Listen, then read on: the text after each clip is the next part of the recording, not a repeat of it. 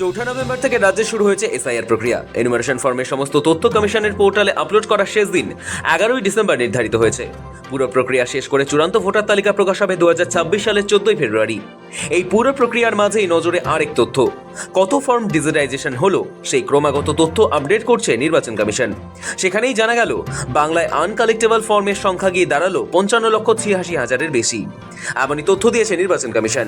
পশ্চিমবঙ্গে এসআইআর প্রক্রিয়া চালু হওয়ার পর থেকেই মৃত ভোটার, স্থানান্তরিত ভোটার, অনুপস্থিত বা নিখোঁজ ভোটারদের চিহ্নিত করার কাজ চলছে জোর কদমে। কমিশন নিয়মিত ডিজিটাইজেশন আপডেট প্রকাশ করছে। সেই পরিসংখ্যানে স্পষ্ট, রাজ্যে ভোটার তালিকায় অসঙ্গতি আগের ধারণার থেকে অনেক বেশি। এদিকে মৃত ভোটারের সংখ্যা বেড়ে হলো 23,90,565। এখনো অবধি প্রায় 90%-এরও বেশি এনুমেরেশন ফর্ম ডিজিটাইজেশনের কাজ শেষ হয়ে গিয়েছে।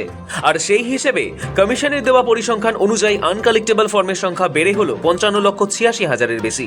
এখন ভোটারদের মনে প্রশ্ন উঠতে পারে, এই আনকালেক্টেবল বলতে ঠিক কাদের কথা বলা হচ্ছে? কমিশন আগেই জানিয়েছিল, যারা মৃত, পাওয়া যায়নি বা অনুপস্থিত, পার্মানেন্টলি শিফটেড অর্থাৎ যারা স্থায়ীভাবে সরে গিয়েছে, আগেই এনরোল করা হয়েছিল বা নাম ছিল এবং অন্যান্যদের মিলিয়ে এই আনকালেক্টেবল। দেখে নেওয়া যাক কমিশনের দেওয়া পরিসংখ্যান। স্থানান্তরিত ভোটার 19,49,647, নিখোঁজ ভোটার 10,69,126, ডুপ্লিকেট ভোটার 1,30,330, অন্যান্য 47,105। কমিশনের বক্তব্য, যেহেতু এখনো একাধিক জেলায় এখনো আনকালেক্টেবল ফর্মের সংখ্যাটা আপলোড করা হচ্ছে না, তাই স্বাভাবিকভাবে আসল সংখ্যাটা পাওয়া যাচ্ছে না।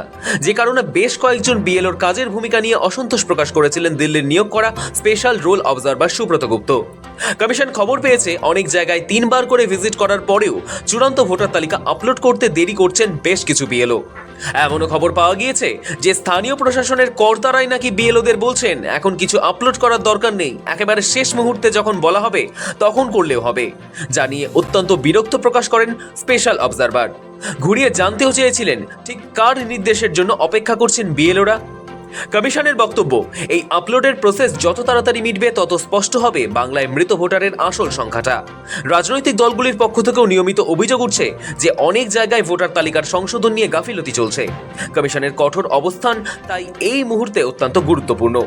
সোমবারই নির্বাচন কমিশন বাংলায় 2টি শূন্য পদে যৌথ মুখ্য নির্বাচনী আধিকারিক নিয়োগের অনুমোদন দিয়েছে।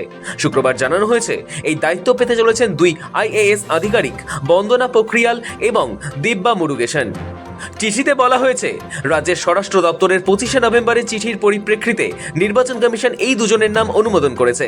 শূন্য থাকা 2টি পদে তারা যৌথ মুখ্য নির্বাচনী আধিকারিক হিসেবে দায়িত্ব নেবেন। এছাড়া ডেপুটি মুখ্য নির্বাচনী আধিকারিকের প্যানেলটিও পশ্চিমবঙ্গ সরকারের কাছে ফেরত পাঠানো হয়েছে বলে জানিয়েছে কমিশন। একই সঙ্গে নির্দেশ দেওয়া হয়েছে, অবিলম্বে এই নির্দেশ কার্যকর করতে হবে। সব মিলিয়ে স্পষ্ট, বাংলায় আনকালেক্টেবল ফর্মের সংখ্যা দ্রুত বাড়ছে, আর কমিশন চাইছে নির্বাচন প্রক্রিয়াকে স্বচ্ছ করতে যত দ্রুত সম্ভব এই পরিসংখ্যান চূড়ান্ত করা হোক। সামনে বিধানসভা ভোট, তাই এই তথ্য আপডেট রাজ্যের রাজনৈতিক ও প্রশাসনিক মহলে যথেষ্টই গুরুত্ব বহন করছে। ব্যুরো রিপোর্ট, সময়, কলকাতা।